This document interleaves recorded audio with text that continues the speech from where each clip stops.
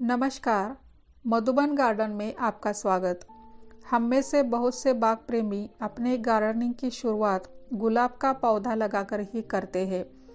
ये फूल ही ऐसा है कि हम इसे फूलों का राजा कहते हैं। और क्यों नहीं, गुलाब प्यार और स्नेह का प्रतीक जो है, इसे उगाकर हम गर्व महसूस करते हैं।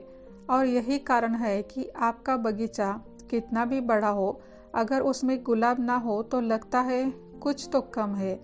तो चलिए, मैं इस वीडियो के माध्यम से मेरी जानकारी आपके साथ शेयर करती हूँ। गुलाब 3 प्रकार में आते हैं।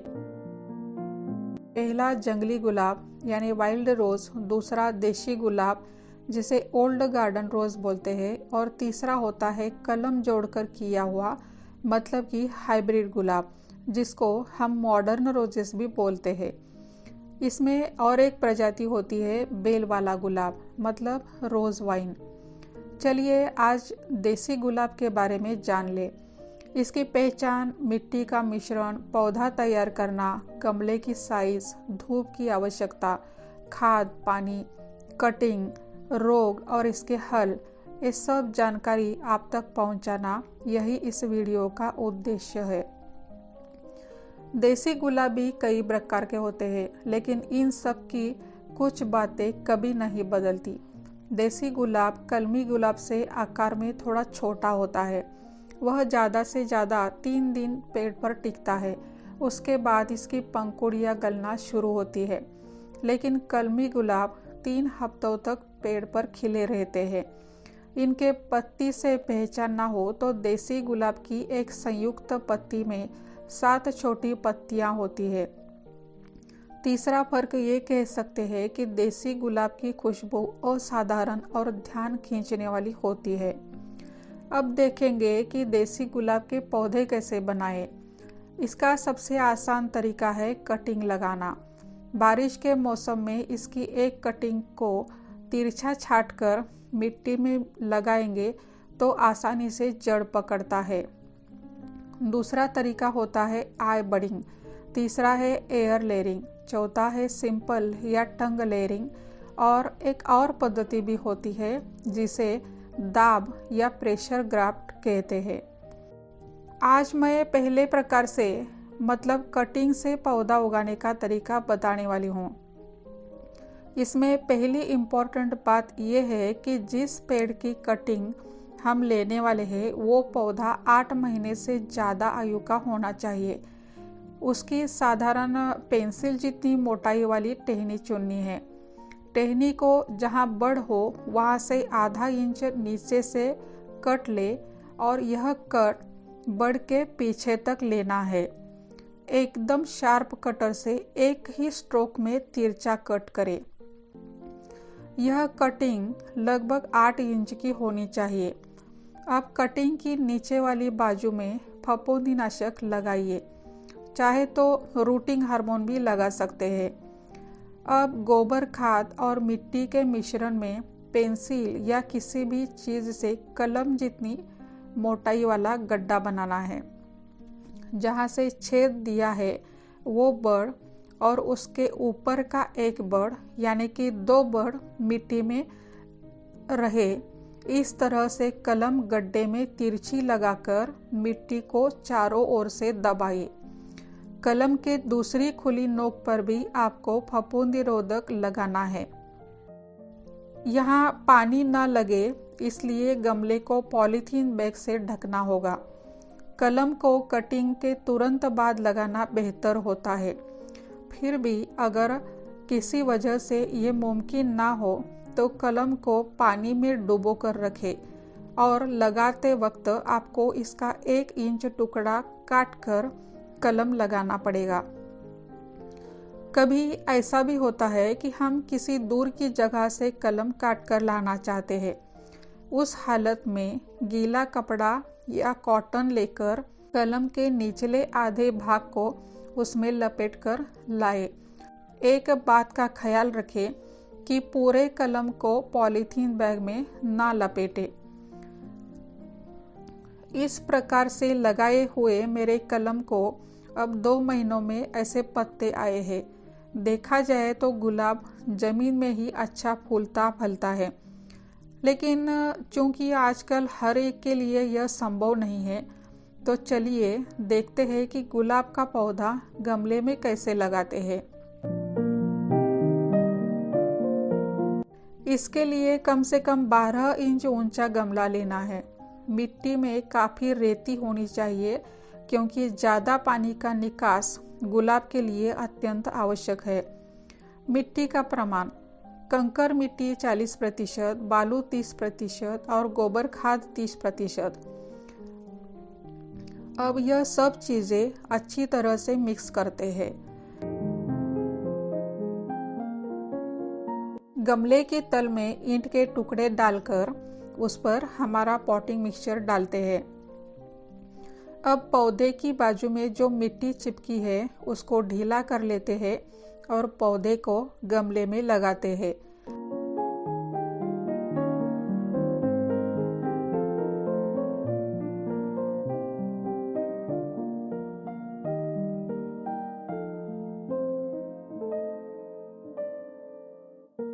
इसके बाजू में मिट्टी भर देते हैं ताकि गमला पूरा भर जाए। ऊपर से 1 से 2 इंच तक हमें गमले को खाली रखना है ताकि समय समय पर इसकी गुड़ाई कर सके। फफूंदीनाशक हम मिट्टी का मिश्रण बनाते वक्त या फिर पौधा लगाने के बाद पहली बार पानी डालते समय उसमें डाल सकते हैं।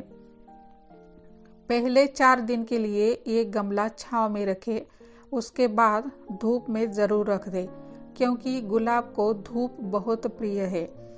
दिन में 6 से 8 घंटे यदि इसको सूर्य प्रकाश मिलता है तो इसकी ग्रोथ तय है। पौधा लगाने के तुरंत बाद 1 महीने तक इसे कोई भी फर्टिलाइज़र ना दे। जल्द ही पौधा बढ़ने लगेगा, कलियां और फूलों से सज उठेगा। लेकिन यहाँ एक अप्रिय काम हमें करना ही है। पहले 3 महीने तक हमारे गुलाब को जो भी कलियां आएगी उनको काट कर निकालना है, क्योंकि इसी से नई पतवार फूटेगी और पौधा एकदम अच्छी तरह से सशक्त होकर बाद में लंबे समय तक आपको ढेरों फूल देगा। नियमित मेंटेनेंस की बात करें तो हमें मिट्टी का उपजाऊपन कायम रखना पड़ेगा। मिट्टी की क्वालिटी कम होगी तो हमारा गुलाब सहज ही रोगों का शिकार होगा। जब कोई पेड़ जमीन में होता है तो उसे जो चाहे अन्न द्रव्य वहां से उठा लेता है, लेकिन गमले में मिट्टी लिमिटेड होने के कारण हमें विशेष ध्यान रखना पड़ता है। समय समय पर मिट्टी की गुड़ाई करें और आपको 3 हफ्ते में 1 बार मुट्ठी भर गोबर खाद या वर्मी कंपोस्ट देना ही चाहिए। इसी के साथ आप अगर प्याज या केले के छिलके का पानी, धोकर सुखाई हुई चाय पत्ती, इस तरह घर में बने फर्टिलाइज़र का इस्तेमाल करते रहेंगे तो और भी बेहतर। ठंड के मौसम में सरसों की खली का उपयोग करना चाहिए। बोन मील, अंडे के छाल की बुकनी देते रहना है। अगर आप रासायनिक खाद यूज करना चाहते हैं तो एक मध्यम आकार के गमले के लिए सुपर फास्फेट 10 ग्राम काफ़ी होगा। गुलाब की पानी की मांग कम ही रहती है। गमले की ऊपर की 1 इंच मिट्टी की परत सूखने के बाद ही पानी डालना है। खाद और पानी इनका सही नियोजन करेंगे तो आपका गुलाब कली फूलों से खिल उठेगा। इस तरह इस पौधे पर आपको कम से कम 50 कलियां मिलेगी।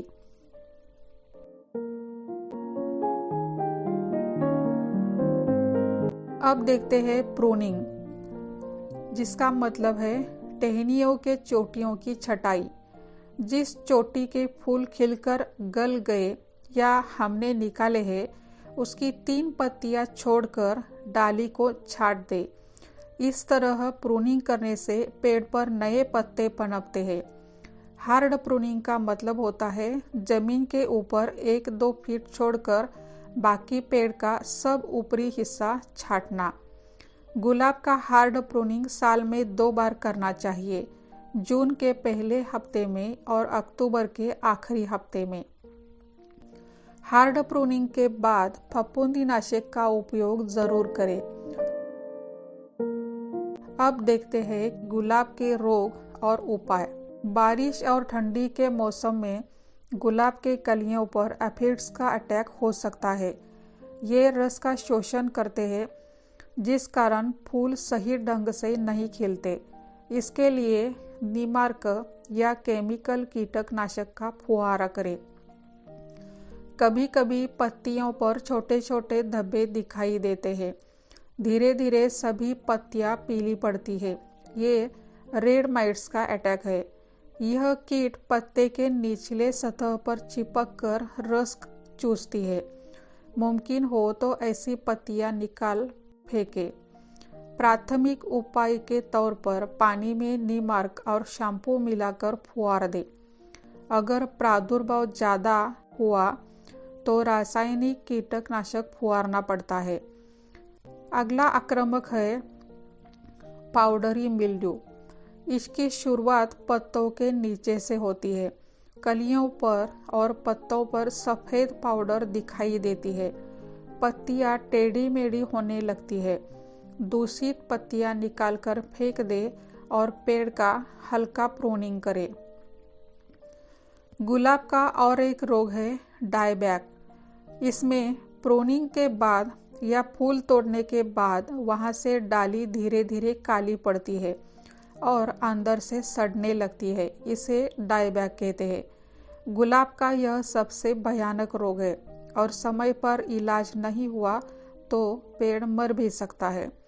इसका उपाय यही है कि जहाँ से काला भाग शुरू होता है उसके नीचे से टहनी को काट देना। काफ़ी टहनियाँ काली दिखाई पड़े तो हार्ड प्रूनिंग के अलावा कोई चारा नहीं है। कभी कभी बरसाती मौसम में गुलाब के डंठल पर सफ़ेद कीट चिपकी हुई दिखाई पड़ती है। यह रोग है स्केल। यह कीट बहुत मात्रा में होती है और रस शोषण करती है। इसके उपाय स्वरूप आपको नीम ऑयल और डेटॉल मिलाकर पेंटिंग के ब्रश से दूषित भागों पर लगाना होता है। स्केल सच में भयानक हो जाए तो 2 मिली रोगर 1 लीटर पानी में मिलाकर पूरे पेड़ पर छिड़कना होगा। मुझे लगता है रोगों की इतनी जानकारी काफ़ी है। आगे चलकर अब गुलाब का रिपॉटिंग देखते हैं।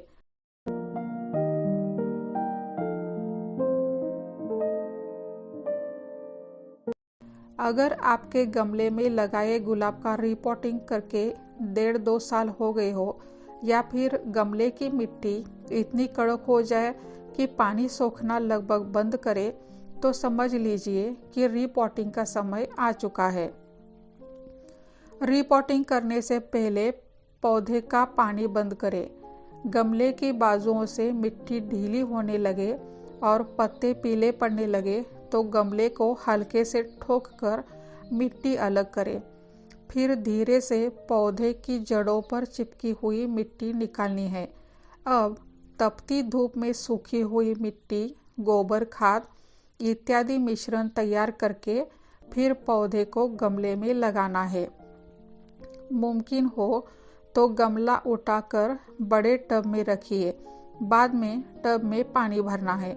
गमले की मिट्टी नीचे से ऊपर की दिशा में भीगती हुई जानी चाहिए। बस हो गया रिपॉटिंग। अब 4 दिन के लिए गमला शेड में और उसके बाद धूप में रखें। इस तरह से फूलों के राजा का आप सही ख्याल रखेंगे तो आपको वह वापस ढेर सारे फूल देगा, क्योंकि पौधा पूरी तरह से सशक्त और निरोगी रहेगा। खुद लगाए गुलाब के फूलों को देखने में एक अनोखा समाधान होता है। देसी गुलाब से गुलकंद, गुलाब जल और कई प्रकार के इत्र बनते हैं। वीडियो को लाइक करना न भूलें। अगर अब तक मधुबन चैनल को सब्सक्राइब नहीं किया है तो अभी करिएगा। धन्यवाद।